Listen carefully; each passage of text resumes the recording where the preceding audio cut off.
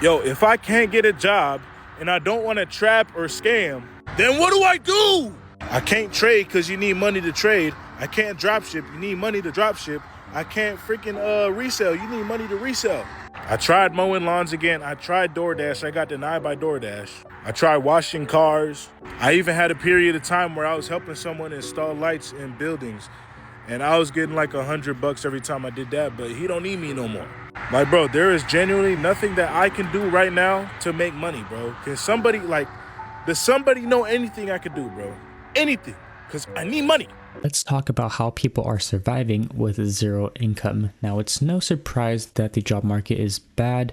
Maybe your job isn't paying you a livable wage, or you have been recently laid off with all of the layoffs that have been going around in America. So we've seen a lot of people with zero income. How are their lives after layoffs? How are they surviving? Well, the first one is, of course, they're going to be utilizing the government benefits, so any unemployment benefits, and in order to eat, a lot of them are utilizing those food banks. We've seen the food banks, food pantries all have really long lines, which is quite concerning and an indicator that we are actually in a recession. And we've seen these people cut out a lot of unnecessary expenses. This includes any subscription services to Netflix, any entertainment budgets, any planned vacations they've had to cancel with a $0 income. And that's very concerning. A lot of consumer spending has dropped. But let's take a look at the rest of these stories. You're someone who's looking to get an apartment, but it's been a hassle for you due to you not being able to provide verification of your income, and you're tired of asking other people to put your place in their name for you, then I got you. You do not need pay stubs to be able to get a new place. All you have to use is the offer letter. So all of y'all who be out here making fake pay stubs just to move, you don't even have to do all of that. And now they're using different verification processes to where they're able to tell if your stubs are real or fake. And I also offer job verifications as well. If you're looking to move ASAP, I added 2 clips so that you can see for yourself that this method does work. It's not going to be cheap, but you'll be able to get you a place. We are not moving forward. Damn. Again, if you've been following along, you know that I had a 3rd round presentation yesterday and we got the results. We're going to do this live. We are not moving forward. Damn. There was a lot of debate last night, and I think there was a key thing that I probably missed. For all of you that are in sales, this was a mock discovery call. I felt like I had checked off a lot of the boxes. 2 people on the interview, a CTO and a director. I set up the next steps. Director agreed. CTO mentioned that, hey, I'm gonna bow out. I'll join the next call. My fail, I knew it in real time. I should have pressed harder on that CTO to say, hey, is there a better time that works for you? Are you just not interested, right? Uncover that. That was probably the biggest piece of feedback I got. I don't know if that was a pass fail, but I feel like that maybe led to their decision to not move forward with me. So, bummer, not an ideal situation. We've got tons of other irons in the fire, more motivation to keep searching, keep hunting. Some 3rd round interviews today and tomorrow. So hopefully we can go into the weekend feeling good.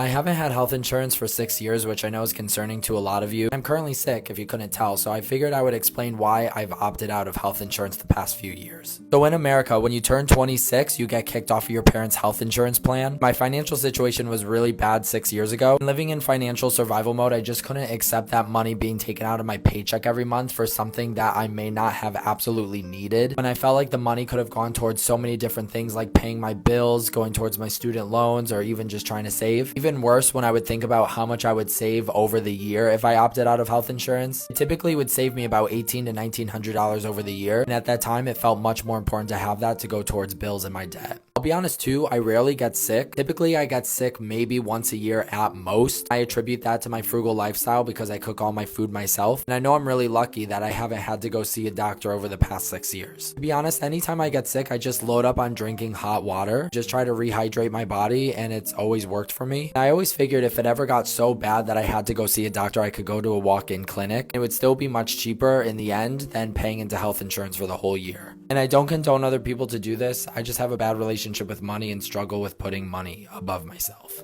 Today is officially day 5 of unemployment, and I decided to make an overview of what I expect to spend in the month of February on a $0 income. So, my rent is expected to be $1,289.35. My electricity is $77, mobile is $23, internet $70. Groceries and gas, I had an estimate, but I expect to spend about $480 on groceries and $80 on gas. My one time car insurance payment is $692.83. My monthly car loan is $281.25. And then I have some random subscriptions like Amazon Prime, YouTube Premium, and a random Apple bill, which all turns out to be about $25 altogether. So this comes out to a grand total of $2,580.23. Honestly, I've been pretty calm throughout this whole process, but I think looking at the actual hard numbers of what I need to survive is really stressing me out. So I'm gonna go bury my head in a hole now. Okay, bye! I'm struggling to find a job at 20 gang, never had one yet, am I cooked? Nigga, hell yeah, you cook. Nigga, fuck you mean you don't got a job at 20? Nigga, hell yeah. Nigga, you cook beyond confusion. I don't know your living situation, but I'm finna put you on the game. If you 20 years old and you ain't going to college, nigga, the first thing that need to be on your mind is money and business. Unless your ass trying to live in a 9-to-5 rat race like all the other bots. You need to start somewhere, you need to humble yourself and say, let me apply for a job and look anywhere I can. Nigga, it's jobs everywhere. Nigga, you can mow lawns, you can shovel snow, you could go to work at Chipotle, nigga, you can work anywhere you want. Fuck you mean you struggling to find a job, nigga? It's jobs online. You could work as a burrito technician, my nigga. You could go be an underwater basket weaver. But nah, you basically said your parents be trying to hold you back, or they are holding you back. And listen, you gotta tell yourself you gotta be resilient in anything, gang. Your parents are not God, gang. They can't tell you your future. They can't control your future or your life. If you want to keep thinking like that, gang, you're going to be held back and you're not going to ever grow. So yeah, you're going to have to take that sacrifice and not listening to them sometimes. You're going to have to take that sacrifice and fail sometimes. But guess what? You're going to learn, gang. You need to find your own opportunities, gang. Do not keep trying to wait for your parents to tell you what to do. So in the end, are you cooked, gang? Hell yeah, you cooked, gang. But you can fix this, bro. You're 20 years old. You're young, bro. Try everything. Something's gonna stick, gang. Did you know that most food pantries don't have income requirements? What does that mean? This means that you don't have to be poor to go to a food pantry. They don't ask you how much money you have, what's in your savings account. They don't ask for your last pay stubs. It's here for everybody, literally. If you don't go get the food, it gets thrown out. One thing that I've noticed since I started doing these videos are the people in the comments who say, why are you going to a food pantry? So you're saving money so you can take a vacation with your family? Or this is my favorite. We have them in my area, but I don't go because I save it for the people who are less fortunate than me. That's nice, but you know that if you don't go to a food pantry, that isn't gonna make the next person go. Like, just because you don't go, that doesn't mean that the poor guy that lives under the bridge is going to get up and go because you decided not to go today. If you don't go get the food, it gets thrown out. Me, I'm not waiting until I'm piss poor to utilize resources that are available to me. If I qualify for it, if it's offered and it's not hurting anybody, then yes, thank you. Thank you for thinking of me, because I do work and I do pour into others. So when there is an opportunity for my household to be poured into, in a sense, then yeah, I'm gonna go ahead and take it. So as I tell you guys in every video, go to your local food pantry, start utilizing the resources that are available to you, and most importantly, do not care about what other people think. It is not their story to tell. It is not their life to live. You are not hurting anyone or taking away from anyone. Utilize the resources that are available to you. As you can see, I got 69 pounds of food. I was very satisfied with my takeaway. See you later, cousins. It's day 2 after getting laid off from my job in a zero-income family with kids. Started off the morning with a quick workout like I usually do. It's gonna look like I was doing chores all day, but I was actually pretty busy in my job hunt. I really focused on creating 2 resumes, one for manager positions and the other for IC roles.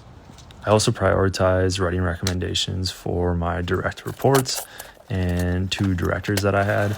I'm not the only one going through this, so I want to make sure I'm doing everything to support others that did so much for me. I wrapped up my free time making some connections at a specific company and then spent some free time with my daughter.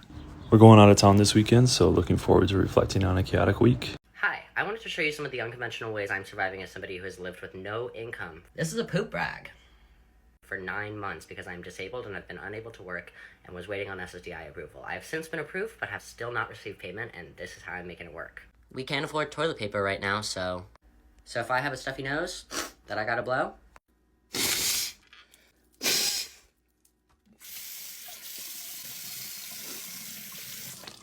can't afford paper towels either, so. And I hear you asking, how do you wipe?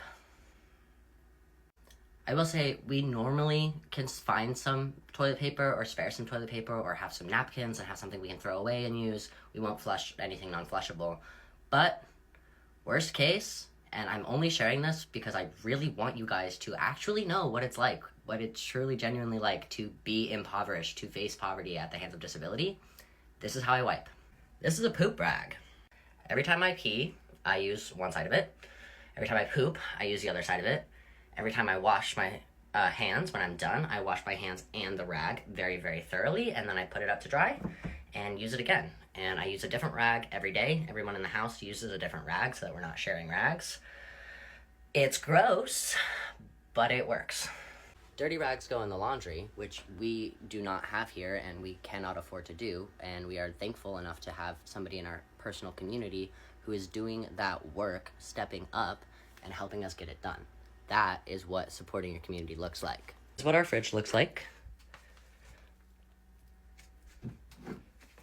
We have a little bit of juice and some leftovers that we can't really heat up very well because we don't have a microwave, so we can heat them up on the stove and risk burning them, but we will do that because it's that or go hungry.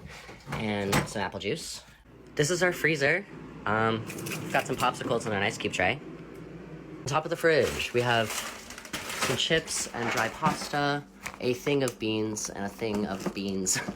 This with no milk to make it with, and a couple more mostly empty chip containers. And then the things we actually survive off of are things like oatmeal and, easy to make meal pouches, really cheap macaroni and cheese, dry pastas, not microwavable, heat upable pouches. Again, no microwave, so it's just the stove and the toaster oven. But yeah, this is our entire food store. That, and what's up there to last us until I get more food stamps for the month at the end of the month. If I wanted to make something like oatmeal for myself, because I can't microwave it, I have to heat up water. So I keep a pot of water on the stove so that I can heat that water up and then cover it. It's like camping, guys. Poverty hack, just pretend it's camping and glamorize it. But yeah, those are just a few examples of what I'm currently doing at this very moment. It is currently really rough. It hasn't been this rough in a while, and we're hoping that it's just temporary because we did just transition living situations. We are now in our own place, but getting into our own place was such a financial burden that I have $4 in my bank account. I have no food stamps, and we have no food. We have no paper towels. This is the reality of disability.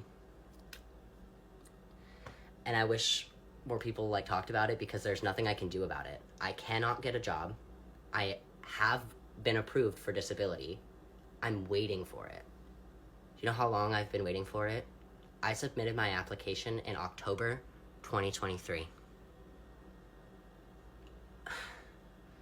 So yeah, anyway, I just hope this gave you guys some perspective and insight into why disability benefits are so important and also what we mean by they're really hard to fucking access and we have to go through hell to get them.